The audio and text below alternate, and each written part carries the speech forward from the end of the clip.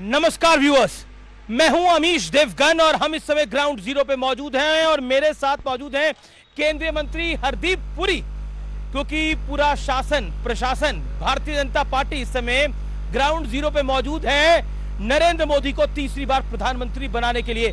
और हम मौजूद हैं कर्तव्य पथ के ऊपर। यह वो पथ है जिसका नाम प्रधानमंत्री मोदी ने बदला, लेकिन विपक्ष ने बहुत से सवाल उठाए। ये वो पथ है जिस पथ पर आकर नरेंद्र मोदी ने बीते 10 सालों में इस देश में अमूल चूल परिवर्तन करा, ऐसा भारतीय जनता पार्टी कहती है। लेकिन कांग्रेस और इंडिया गठबंधन कहता है कि भारतीय जनता पार्टी हिंदू मुसलमान का दांव खेल रही है, पोलराइजेशन कर रही है। 190 सीटों पर चुनाव पूरा हो चुका है, बीजेपी अपना खा चुकी है और केंद्रीय मंत्री हरदीप पुरी जी मौजूद हैं। लेकिन हरदीप पुरी जी, ये कर्तव्य पथ वो है जिसका नाम भी बदला और नई संसद भी दिख रही है और प्रधानमंत्री नरेंद्र मोदी की अगुवाई में आपने भी यहां पर काम किया। क्या कहना चाहते हैं? देखिए, 2014 से पहले मैं आपको बताना चाहता हूं, आज से 50 वर्ष पहले, almost 50 years to the day, मैंने इसको राजपथ कहते थे, आज इसको कर्तव्य पथ कहते हैं। मैंने इंडियन फॉरेन सर्विस ज्वाइन की थी 50 साल पहले और मैंने देखा कि 2014 से पहले क्या हुआ था और 2014 के बाद क्या हुआ है। ये जो आप कर्तव्य पथ शानदार देख रहे हैं, नई पार्लियामेंट बिल्डिंग देख रहे हैं, अभी नई सेंट्रल सेक्रेटेरिएट की बिल्डिंग्स आएंगी एटसेट्रा। ये जो विकास का कार्य हुआ है सिर्फ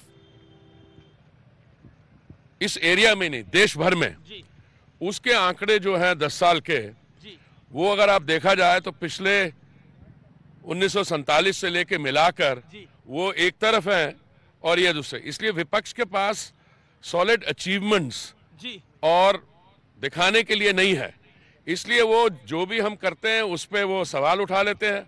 और मंच तैयार है, मंच तैयार है तो जोरदार तालियों के साथ अभिनंदन करिए केंद्रीय मंत्री हरदीप पुरी जी का। तो पुरी साहब, आपका अभिनंदन है न्यूज 18 पर, जोरदार तालियों से अभिनंदन करिए केंद्रीय मंत्री हरदीप पुरी का। हरदीप पुरी जी, आपका एक बार फिर स्वागत है।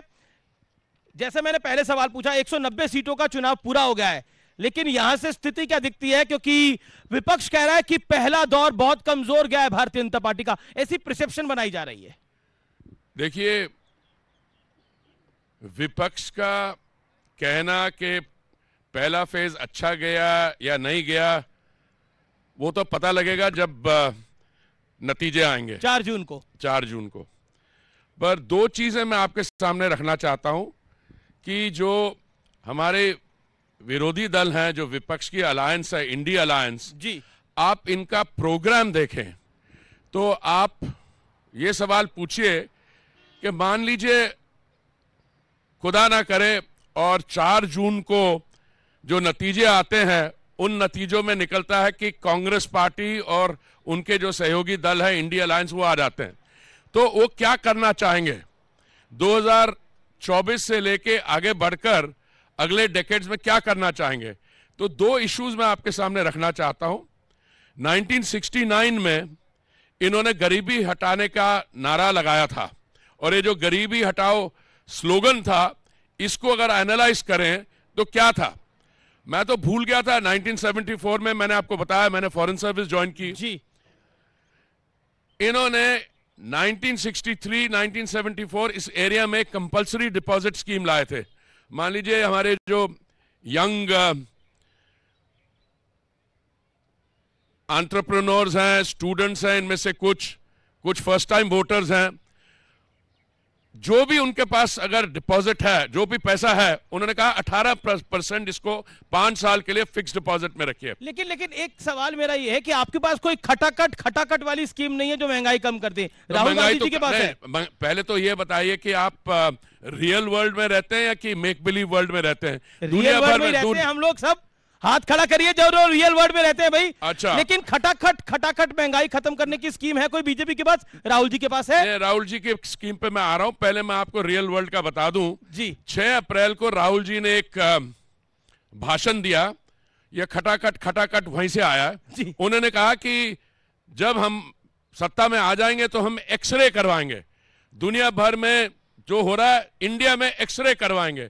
एक्सरे में क्या करेंगे, पता करेंगे कितनी संपत्ति है लोगों के पास, और फिर कुछ क्रांतिकारी कदम उठाएंगे। क्रांतिकारी कदम क्या उठाएंगे कि अगर आपके पास वेल्थ है उसको रीडिस्ट्रीब्यूट कर देंगे। पहली बात, देखिए एक इनहेरिटेंस टैक्स नाम की चीज है जी, विरासत टैक्स। हाँ, वो पहले भी था। जब इंदिरा जी गुजर गई तो राजीव दी को, उनके बच्चों को, उनके ग्रैंडचिल्ड्रन को, इंदिरा जी को $1,73,000 के करीब मिलना था, क्योंकि वो नहीं चाहते थे कि वो इनहेरिटेंस टैक्स जो लगा हुआ था वो पे करना पड़े, तो उन्होंने इनहेरिटेंस टैक्स को ही कर दिया। तो ये एक ऐसा आउटफिट है जो अपने परिवार के लिए कानून भी बदल सकते हैं, और आज उनको पता है कि वो सत्ता में नहीं आ सकते, तो इस समय ये खटाखट वाली मशीन लगा रहे हैं। लेकिन एक सवाल ये है कि अब चर्चा ये है कि वायनाड का चुनाव संपन्न हो गया, अब राहुल गांधी अमेठी जाएंगे और स्मृति ईरानी को हराएंगे और वहां से फिर इसी संसद में आएंगे और प्रधानमंत्री बन जाएंगे, ऐसा कांग्रेस पहले तो जहां तक मुझे याद है राहुल गांधी जी अभी तो he is out on bail, Sonia ji और he is out on bail, और यहां से भी सस्पेंडेड है। तो यहां आने के लिए उनको या वायनाड या कहीं और से अगर इलेक्शन लड़ना चाहे वहां से जीतना पड़ेगा। जहां तक मुझे लग रहा है वायनाड में कांग्रेस और लेफ्ट भी लड़ रही है, सीपीआई की एनी राजा लड़ रही है, तो मुझे लगता है वो सीट भी बीजेपी के पास जाएगी, और अगर स्मृति जी के खिलाफ लड़ेंगे तो वहां तो उनका डिपॉजिट भी फॉरफिट होगा। लेकिन एक सवाल है कि अगर सब कुछ इतना अच्छा जा रहा है तो फिर 2006 का डॉक्टर मनमोहन सिंह का बयान उठाने की क्या जरूरत थी, जिसमें प्रधानमंत्री ने कोट करा डॉक्टर मनमोहन सिंह को और कहा कि मनमोहन सिंह ने बोला था कि संसाधनों पर जो पहला राइट है वो एक खास कम्युनिटी का है, जो प्रधानमंत्री मोदी ने बात बोली। जेपी नड्डा ने भी आज 2009 के वीडियो को डॉक्टर मनमोहन सिंह के कोट किया। क्या आपको लगता है जो बीजेपी आरोप लगा रही है, अगर कांग्रेस शासन में आएगा तो OBC SC ST, India alliance अगर शासन में आएगा तो ओबीसी एसटी एससी इनका आरक्षण समाप्त कर देगा और मुस्लिम्स को देने जा रहा है, ऐसा आरोप बीजेपी लगा रही है? देखिए, पहले बात तो कांग्रेस अगर पावर में आएगी, ऑफिस में आएगी, तो मेरे हिसाब से तो इम्पॉसिबिलिटी है। इनकी पिछली बारी कोई 40-42 सीटें थी, 52 थी सर, 52। अच्छा, इस साल 40-42 ही आएंगी। तो इसलिए मैं ये आपको ये कह रहा हूं कि ये हम ऐसी बात नहीं करें। पहले हमने ये मुद्दा नहीं उठाया, मैं आपको ये बताना चाहता हूं। हमने बात इसलिए की क्योंकि ये हमारे जो युवा नेता है लोकप्रिय राहुल गांधी जी, इन्होंने मुद्दे उठाए, उससे ये मुद्दे उठे। अच्छा, वो युवा मानते हैं आप अभी भी? नहीं, युवा की परिभाषा क्या है? अब मेरी 72 साल उम्र है, मैं भी अपने आप को यंग फील करता हूं। तो age is only a state of mind, पर इसकी भी उम्र कुछ 50 होगी कि नहीं? 50 तो प्लस ही है। तो पर ये तो अभी रीलॉन्च हो रहे हैं ना, तो ये नदर फॉर्म ऑफ यूथ में रीलॉन्च हो रहे हैं जी। नहीं, मैं आपको बताना चाहता हूं डॉक्टर मनमोहन सिंह ने क्या कहा था और कब कहा था, और एक बार नहीं कई बार कहा था। उन्होंने ये कहा था जब वो प्रधानमंत्री थे, that the minorities, particularly the Muslim minority has the first right on the nation's resources। ये उन्होंने कहा था, ये उन्होंने कभी डिनाई नहीं किया। और उसके बाद इनमें से कई लोगों ने कहा कि जो ओबीसीज को कंसेशन या रिजर्वेशन जो भी आप कहें, वो वहां से लेके उस पर्टिकुलर कम्युनिटी में देने चाहिए। मैं उस चीज के साथ लड़ नहीं रहा, वो तो उन्होंने कहा था, उस समय भी हमें ज्ञान था इसके बारे। आज उसकी क्या इंप्लीकेशन है? आज उसकी इंप्लीकेशन ये है कि जब राहुल जी ने ये स्टेटमेंट की कि मैं एक्सरे करवाऊंगा, खटाखट गरीबी कम करूंगा, तो उस गरीबी कम करने के कॉन्टेक्स्ट में उन्होंने ये कहा है कि अगर आपके पास से 1500 रुपए है तो मैं बांट दूंगा 10 लोगों के बीच में। तो ये हुआ है, और उसमें फर्स्ट राइट वो किसी माइनॉरिटी कम्युनिटी को देंगे। लेकिन एक सवाल खड़ा हो रहा है, प्रधानमंत्री की इलेक्शन कमीशन में शिकायत भी हुई है, नोटिस भी हुआ है, एक विपक्ष की ओर से ये बात है, और ये बात ये है कि हिंदू मुसलमान करने का चुनाव को प्रयास है, पोलराइज करने का प्रयास है। देखिए, हमारी तरफ से कोई पोलराइजेशन नहीं करने का प्रयास है, और ना ही हम कर रहे हैं। करते ये खुद हैं, जब हम उनको पॉइंट आउट करते हैं उनकी फॉल्ट लाइन में कि आपने ये कहा, उस समय ये आके कहते हैं ये तो पोलराइज कर रहे हैं। लेकिन एक प्रश्न और है, ईवीएम को लेकर बड़े सारे सवाल उठते हैं। वो तो सुप्रीम कोर्ट का निर्णय मिल गया, ऑनरेबल सुप्रीम कोर्ट ने फैसला दिया, मिल गया। देखिए क्या करते हैं। अच्छा, ईवीएम, आप में से फर्स्ट टाइम वोटर्स कितने हैं? ये बहुत सारे हैं जी, बहुत सारे हैं। बहुत सारे। देखिए, आप जब भी वोट डालने जाएंगे आप इस सवाल को ले चलना। क्यों? क्योंकि जब भी कांग्रेस पार्टी किसी राज्य में चुनाव जीतती है, आप देखिए ईवीएम्स कब इंट्रोड्यूस हुए, कभी वो ईवीएम के बारे में बात नहीं करती, पर जब भी वो चुनाव हारती है तो वो कहती है कि ईवीएम फॉल्टी है। Now EVM can either be faulty और इट कैन बी राइट, पर ये नहीं, it can not be dependent on कि कांग्रेस पार्टी जीती तो ईवीएम ठीक हो गया। देखिए, आज ये मामला जो है कई बार it has been taken up और आज सुप्रीम कोर्ट के सामने गया and supreme court has laughed it out of court. जी, मैं कुछ ऑडियंस के क्वेश्चंस ले लेता हूं। ऑडियंस के लोग आप यहीं खड़े रहिए, मैं ऑडियंस के कुछ सवाल ले लेता हूं। कौन सवाल पूछना चाहता है सर से? अपना सवाल पूछे। जी जी जी, क्या सवाल है आपका? बीजेपी चुनाव से पहले बोल रही थी अब की बार 400 बार, लेकिन जब पहला चरण का चुनाव हो गया उसके बाद बीजेपी की तरफ से ऐसी रैली, ऐसी कोई बयान नहीं आया, तो क्या बीजेपी घबरा गई है? पहले चरण घबरा गई है। और क्या सवाल है आपका? मेरा सवाल है कि बीजेपी के पास कैसी वॉशिंग मशीन है कि जो भी इनमें जाता है वो साफ सुथरा हो जाता है, जैसे अजीत पवार जी है ना, हेमंत बिस्वा जी, वो सब। बढ़िया सवाल। सर, बीजेपी अहम मुद्दों को पे चुनाव क्यों नहीं लड़ रही? मुद्दों को भटका क्यों रही है? मुद्दों को भटका क्यों रही है? पुरी साहब, ये फर्स्ट टाइम वोटर्स के सवाल है, जवाब। पहले तो मुझे ये 3 का जवाब दे देना चाहिए, जी जी, भूल जाऊंगा जी। पहला सवाल आपका क्या छोटे था? छोटे जवाब। नहीं, पहला सवाल आपका क्या था कि बीजेपी क्या फर्स्ट राउंड के अंदर नहीं क्या है, क्या बीजेपी की सीटें कम आ रही हैं? नहीं, कम नहीं आ रही। मैं आपको जरा थोड़ा सा इसका एक्सप्लेनेशन दे दूं। जी, पिछले चुनाव में 2019 के चुनाव में हमारे 303 सीट थी। अगर उसमें 10% हमारी ज्यादा आती है तो 330 हो जाती है, 15% ज्यादा आती है तो 345 हो जाती है, और हमारे जो एलाइज हैं एनडीए के उनके 30-40 भी हो जाते हैं, हम 370-380 हो जाते हैं। 400 एक सेंटिमेंट है। अगर आपको 380 जीतनी है तो आप ये नहीं कहेंगे 350। अगर आपको 380, अब जैसे मेरी डॉटर्स कहती हैं कि जब मैं अपने आप को कहता हूं कि मैं इतने साल का हूं तो कहते हैं आप आधा, अगर 4 महीने रह ले तो आप 1 साल आगे कर लेते हो। तो मतलब आएंगी 380 बोल 400 रहे हैं? नहीं, मैं देखिए जब चुनाव शुरू होता है तो एक परसेप्शन सेटिंग होती है। उस समय हमने कहा इस बार 400 पार जी होगा, इसी बार 400 पार। बट पहले राउंड के बाद हमने जो देखा है और आज सेकंड राउंड के बाद मुझे लगता है हम उसी फिगर पे जा रहे हैं, पर वो 400 होगा या 380 होगा वो तो नतीजे बताएंगे। लेकिन एक सवाल और आया कि बीजेपी के पास ऐसी कौन सी वॉशिंग मशीन है जो खटाखट सफाई करके दे देती है? ऐसा है, ऐसी कुछ है तो बताइए, ये लोग भी इस्तेमाल करें उसका। नहीं, आपने तो अभी, आपको तो वॉशिंग की जरूरत ही नहीं है।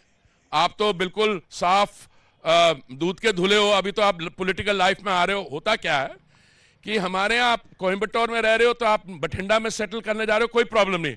आज आप एक पार्टी में हो, आप दूसरी पार्टी में जा रहे हो, कोई बात नहीं। हमारी एक कंडीशन होती है कि आप अगर भाजपा को ज्वाइन कर रहे हो, आपका जो आपकी विचारधारा है, नेशन फर्स्ट वैल्यू सिस्टम, अगर उसको मीट करते आ जाए। आप ये देखिए, वो कहते हैं जी ईडी के जो सारे केस, अरे भाई जो भी ईडी केसेस इन्वेस्टिगेट करती है उसमें सिर्फ 3% पॉलिटिकल है। आप मेरे को ये बताएं कौन सा आदमी, कौन सा पॉलिटिकल वर्कर किसी और पार्टी से आया हमारे बीच और उसकी व्हाइट वॉशिंग हो गई है? ऐसा नहीं होता। अगर केसेस हैं तो केसेस चलेंगे। लेकिन ये अजीत पवार आपको लगता है कि वो देश बनाने के लिए निकले हैं? अजीत पवार साहब, क्या आपको लगता है अशोक चौहान जो कि आदर्श कैंप के आरोपी थे वो देश बनाने के लिए निकले हैं? अब मैं आपसे ये सवाल पूछा, राहुल गांधी क्या देश बनाना चाहते हैं स्पेन में रह के? नहीं, ये क्या सवाल है? कोई नहीं, राहुल गांधी जी ने सोनिया गांधी जी क्या जान के इटली से आए इंडिया का देश बनाने के लिए? ये क्या सवाल है? देखिए, अजीत चौहान, अजीत पवार जो भी है ये पॉलिटिकल पर्सनालिटीज हैं। अगर ये आए हमारी तरफ तो जिसने भी निर्णय लिया वो सोच समझ के लिया होगा। जी बिल्कुल। आखिरी राउंड है। पंजाब की मैं बात करना चाहूंगा आपसे। अकालियों के साथ आपका समझौता नहीं हुआ, बात बनते रह गई या खेल कुछ और है? आपको क्या, क्योंकि भगवंत मान कह रहे हैं इस बार 13 की 13 में आम आदमी पार्टी है, कांग्रेस कह रही है 13 की 13 में हम है। नहीं, भगवंत मान को ये पूछिए कि वो जो केजरीवाल जी के साथ और मंत्री कौन है अंदर और कौन जाने वाले हैं, उनको उस चीज की चर्चा करनी चाहिए। बाकी मुझे अमित जी, आपको पता है मैं आपका एडमायरर हूं जी, पर आपकी प्रश्न में मुझे लगा कि थोड़ी आपको पंजाबी कहते हैं ना, अफसोस है कि नहीं हुआ गठबंधन। मुझे लग रहा नहीं, मुझे लग रहा है मैं भी पंजाबी समझदा, मेरे को तो बड़ा रिलीफ हुआ, मैं आपको बताता हूं। बड़ा रिलीफ हुआ ਤੁਹਾਨੂੰ? रिलीफ नहीं हुआ, मैं तो बहुत खुश हूं। गठबंधन नहीं होने दिया? नहीं, सुनिए, मैं कौन होता हूं? मैं तो एक भाजपा का कार्यकर्ता हूं। इस समय मैं मंत्रालय में, मंत्रिमंडल में शामिल हूं। देखिए ऐसा है, 117 की असेंबली है, वहां पे हमें अकाली 23 सीट से ज्यादा लड़ने ही नहीं देते थे। वहां पे 13 पार्लियामेंट्री कॉन्स्टिट्यूएंसी है लोकसभा की, हमें 3 लड़ने देते थे। हम उस गठबंधन में जूनियर पार्टनर थे, और किसी भी गठबंधन में जो जूनियर पार्टनर होता है वो घाटे में रहता है, उसके लिए घाटे का सौदा होता है। इसलिए मुझे बड़ी खुशी है।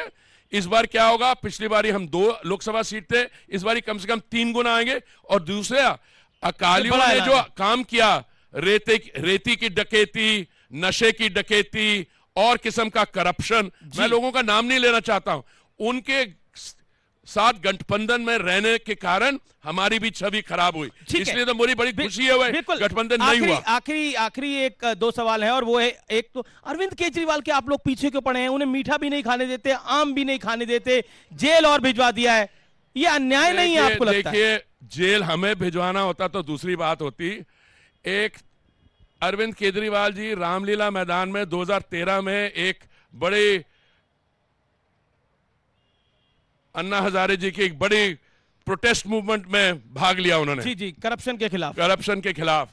और जब उन्होंने उस समय कहा था हम शराब के खिलाफ है, हम राजनीति के खिलाफ है, हम कोई राजनीतिक दल नहीं बनाएंगे, फिर क्या किया, और जिसके खिलाफ वो करप्शन का एलिगेशन कर रहे थे उनके गले मिल गए, और शराब जिसके खिलाफ थे उसमें इतना बड़ा घोटाला कर दिया। हमने नहीं किया।